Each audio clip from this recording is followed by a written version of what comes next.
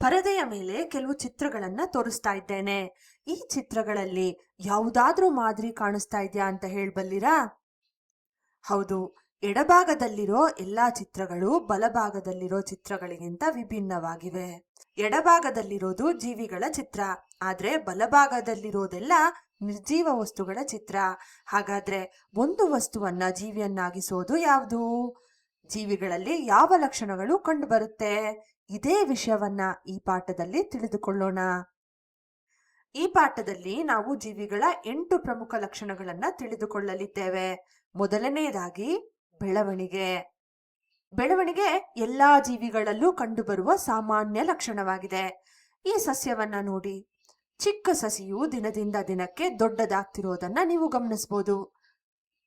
ಅದೇ ರೀತಿ ಸಿಂಹದ ಮರಿ ಬೆಳೆದು ಪೂರ್ಣ ವಯಸ್ಕ ಸಿಂಹವಾಗ್ತದೆ. ಅಂದ್ರೆ ಜೀವಿಯ ಗಾತ್ರ ಮತ್ತು ತೂಕ ಹೆಚ್ಚಾಗೋದನ್ನೇ ಬೆಳವಣಿಗೆ ಎಂದು ಕರೆಯುತ್ತಾರೆ. ಆದ್ರಿಂದ ಬೆಳವಣಿಗೆಯು ಜೀವಿಗಳ ಮೊದಲ ಪ್ರಮುಖ ಲಕ್ಷಣವಾಗಿದೆ. ಎರಡನೆಯದಾಗಿ ಶಕ್ತಿಯ ಅಗತ್ಯ. ಈ ಚಿತ್ರದಲ್ಲಿ ನೋಡ್ಬೋದು ನೀವು ಮಗುವಿಗೆ ಆಹಾರವನ್ನ ತಿನ್ನಿಸ್ತಿರೋದು. ಆಹಾರವೇ ಶಕ್ತಿಯ ಮೂಲವಾಗಿದೆ. ಮಗು ಆಹಾರವನ್ನ ಸೇವಿಸದಿದ್ದರೆ ಅದು ಬೆಳೆಯೋದಿಲ್ಲ, ಬೆಳವಣಿಗೆಗೆ ಬೇಕಾದ ಶಕ್ತಿಯು ದೊರೆಯೋದಿಲ್ಲ. ಅದೇ ರೀತಿ ಸಸ್ಯಗಳಲ್ಲಿ ಹಸಿರ ಎಲೆಗಳು ಆಹಾರವನ್ನ ತಯಾರಿಸುತ್ತೆ. ಈ ಆಹಾರದಿಂದ ಸಸ್ಯಗಳಿಗೆ ಬೆಳೆಯಲು ಶಕ್ತಿ ದೊರೆಯುತ್ತೆ. ಬೆಳವಣಿಗೆ ಅಷ್ಟೇ ಅಲ್ಲದೆ ಜೀರ್ಣಕ್ರಿಯೆ, ಚಲನೆ ಮತ್ತು ದೇಹದ ಎಲ್ಲಾ ಕ್ರಿಯೆಗಳಿಗೂ ಶಕ್ತಿ ಅಗತ್ಯವಿರುತ್ತೆ. ಆದ್ರಿಂದ ಸಸ್ಯಗಳು, ಪ್ರಾಣಿಗಳು ಶಕ್ತಿಯನ್ನ ಬಳಸುತ್ತೆ. ಮೂರನೇ ಲಕ್ಷಣ ಬಂದು ಉಸಿರಾಟ. ಈ ಹುಡುಗನನ್ನ ಗಮನಿಸಿ, ಅವನು ಉಸಿರಾಡ್ತಿದ್ದಾನೆ. ವೈಜ್ಞಾನಿಕವಾಗಿ ಇದನ್ನ ಶ್ವಾಸಕ್ರಿಯೆ ಅಂತ ಕರೀತೇವೆ. ಅಂದ್ರೆ ಈ ಪ್ರಕ್ರಿಯೆಯಲ್ಲಿ ಅನಿಲಗಳ ವಿನಿಮಯ ನಡೆಯುತ್ತೆ. ಮನುಷ್ಯರು ಉಚ್ಛ್ವಾಸ ಮಾಡಬೇಕಾದ್ರೆ ಆಮ್ಲಜನಕವನ್ನ ಒಳಗ್ ತಗೊಳ್ತಾರೆ. ನಿಶ್ವಾಸವನ್ನ ಮಾಡಬೇಕಾದ್ರೆ ಕಾರ್ಬನ್ ಡೈಆಕ್ಸೈಡ್ ಅಥವಾ ಇಂಗಾಲದ ಡೈಆಕ್ಸೈಡ್ ಅನ್ನ ಹೊರಗ್ ಬಿಡ್ತಾರೆ. ಸಸ್ಯಗಳು ಕೂಡ ಉಸಿರಾಡ್ತವೆ. ಅವುಗಳ ಶ್ವಾಸಕ್ರಿಯೆಯಲ್ಲಿ ಉಚ್ಛ್ವಾಸದಲ್ಲಿ ಕಾರ್ಬನ್ ಡೈಆಕ್ಸೈಡ್ ಅನ್ನ ಒಳಗ್ ತಗೊಂಡ್ರೆ ನಿಶ್ವಾಸದಲ್ಲಿ ಆಮ್ಲಜನಕವನ್ನ ಹೊರಗ್ ಬಿಡುತ್ತೆ. ಹೀಗಾಗಿ ಹಸಿರ ಎಲೆಗಳು, ಗಿಡ, ಮರಗಳು ಇರೋ ಜಾಗದಲ್ಲಿ ಮಾನವರಿಗೆ ಉಸಿರಾಡಲು ಯಥೇಚ್ಛವಾಗಿ ಆಮ್ಲಜನಕ ದೊರೆಯುತ್ತೆ. ಮುಂದಿನ ಲಕ್ಷಣ ಬಂದು ವಿಸರ್ಜನೆ. ವಿಸರ್ಜನೆ ಅಂದ್ರೆ ದೇಹದಲ್ಲಿರುವ ತ್ಯಾಜ್ಯ ಪದಾರ್ಥಗಳನ್ನ ಹೊರಹಾಕುವ ಪ್ರಕ್ರಿಯೆ. ತ್ಯಾಜ್ಯವು ಮೂತ್ರ, ಮಲ, ಬೆವರು ಅಥವಾ ಇಂಗಾಲದ ಡೈಆಕ್ಸೈಡ್ ನಂತಹ ಅನಿಲಗಳ ರೂಪದಲ್ಲಿ ಹೊರಹೋಗಬಹುದು.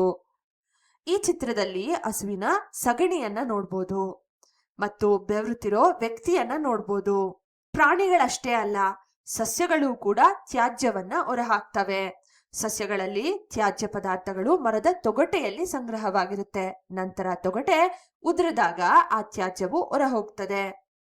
ಐದನೇ ಲಕ್ಷಣ ಬಂದು ಪ್ರಚೋದನೆಗಳಿಗೆ ಪ್ರತಿಕ್ರಿಯಿಸೋದು. ಪ್ರಚೋದನೆ ಅಂದ್ರೆ ಪರಿಸರದಲ್ಲಿ ಉಂಟಾಗುವ ಬದಲಾವಣೆಗಳು. ಆ ಬದಲಾವಣೆಗಳಿಗೆ ಜೀವಿಗಳು ನೀಡುವ ಪ್ರತಿಕ್ರಿಯೆಯನ್ನ ಪ್ರಚೋದನೆಗೆ ಪ್ರತಿಕ್ರಿಯೆ ಎಂದು ಕರೆಯೋದು. ಉದಾಹರಣೆಗೆ, ಯಾರಾದ್ರೂ ನಿಮ್ಮನ್ನ ಚೂಟಿದ್ರೆ ಅಥವಾ ಗಟ್ಟಿಯಾಗಿ ಶಬ್ದವನ್ನ ಮಾಡಿದ್ರೆ ನೀವು ತಕ್ಷಣ ಪ್ರತಿಕ್ರಿಯಿಸ್ತೀರಿ. ಪ್ರಾಣಿಗಳು ಮಾತ್ರ ಅಲ್ಲ, ಸಸ್ಯಗಳು ಕೂಡ ಪ್ರತಿಕ್ರಿಯಿಸುತ್ತೆ. ಇದನ್ನ ನಾವು ಎಲ್ಲಿ ನೋಡ್ಬೋದು ಅಂದ್ರೆ ಮುಟ್ಟಿದ್ರೆ ಮುನಿ ಎನ್ನುವ ಒಂದು ಸಸ್ಯದಲ್ಲಿ ನೋಡ್ಬೋದು. ಹೇಗೆ ನಾವು ಮುಟ್ತಿದ್ದಂತೆ ಎಲೆಗಳು ಮಡ್ಚ್ಕೊಂಡ್ಬಿಡುತ್ತೆ. ಇದನ್ನ ನಾಚಿಕೆ ಮುಳ್ಳು ಅಥವಾ ಮುಟ್ಟಿದ್ರೆ ಮುನಿ ಅಂತ ಕರೀತಾರೆ. ಮುಂದಿನ ಲಕ್ಷಣ ಸಂತಾನೋತ್ಪತ್ತಿ. ಸಂತಾನೋತ್ಪತ್ತಿ ಅಂದ್ರೆ ಜೀವಿಗಳು ತಮ್ಮಂತೆಯೇ ಹೊಸ ಜೀವಿಗಳನ್ನ ಉಂಟು ಮಾಡುವ ಪ್ರಕ್ರಿಯೆ. ಕೆಲವು ಏಕಕೋಶೀಯ ಜೀವಿಗಳಾದ ಅಮೀಬಾಗಳಲ್ಲಿ ಒಂದು ಜೀವಕೋಶವು ಎರಡಾಗಿ ವಿಭಜನೆಯಾಗುವ ಮೂಲಕ ಸಂತಾನೋತ್ಪತ್ತಿ ಮಾಡ್ತವೆ.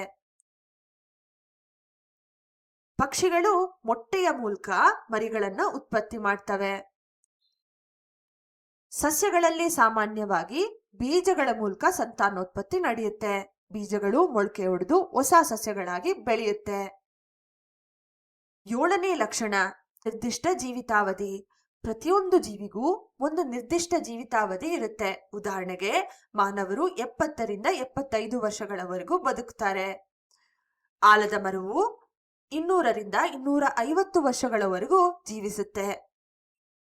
ಸೂಕ್ಷ್ಮ ಜೀವಿಗಳು ಅಂದ್ರೆ ಅಮೀಬಾಗಳಂತ ಜೀವಿಗಳು ಕೆಲವು ದಿನಗಳಷ್ಟೇ ಜೀವಿಸುತ್ತೆ.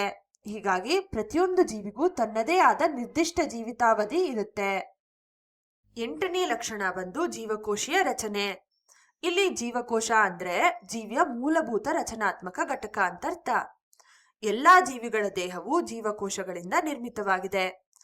ಉದಾಹರಣೆಗೆ ಈರುಳ್ಳಿ ಸಿಪ್ಪೆಯನ್ನ ಸೂಕ್ಷ್ಮ ದರ್ಶಕದಲ್ಲಿ ಇಟ್ಟು ನೋಡಿದ್ರೆ ಅನೇಕ ಜೀವಕೋಶಗಳು ಕಾಣುತ್ತೆ. ಅದೇ ರೀತಿ ಮಾನವನ ಕೆನ್ನೆಯ ಒಳಭಾಗದ ಜೀವಕೋಶಗಳನ್ನ ಸೂಕ್ಷ್ಮ ದರ್ಶಕದಲ್ಲಿ ನಾವು ಹೀಗೆ ಕಾಣ್ಬೋದು. ಹೀಗಾಗಿ ಎಲ್ಲಾ ಜೀವಿಗಳು ಜೀವಕೋಶೀಯ ರಚನೆಯನ್ನ ಹೊಂದಿರುತ್ತೆ. ಈಗ ಜೀವಿಗಳಾಗ್ಲಿಕ್ಕೆ 8 ಲಕ್ಷಣಗಳು ಬೇಕು. ಆ 8 ಲಕ್ಷಣಗಳನ್ನ ಮತ್ತೊಮ್ಮೆ ನೋಡೋಣ. ಮೊದಲನೇದಾಗಿ ಬೆಳವಣಿಗೆ ಕಂಡು ಬರುತ್ತೆ, ಎರಡನೇದಾಗಿ ಶಕ್ತಿಯ ಬಳಕೆ ಆಗುತ್ತೆ, ಮೂರನೇದಾಗಿ ಶ್ವಾಸಕ್ರಿಯೆ, ನಾಲ್ಕನೇದು ವಿಸರ್ಜನೆ, ಐದನೇದು ಪ್ರಚೋದನೆಗಳಿಗೆ ಜೀವಿಗಳು ಪ್ರತಿಕ್ರಿಯಿಸುತ್ತೆ, ಆರನೇದಾಗಿ ಜೀವಿಗಳು ಸಂತಾನೋತ್ಪತ್ತಿಯನ್ನ ನಡೆಸುತ್ತೆ, ಏಳನೇದಾಗಿ ನಿರ್ದಿಷ್ಟ ಜೀವಿತಾವಧಿಯನ್ನ ಹೊಂದಿರುತ್ತೆ, ಎಂಟನೇದಾಗಿ ಜೀವಕೋಶೀಯ ರಚನೆಯನ್ನ ಹೊಂದಿರುತ್ತೆ.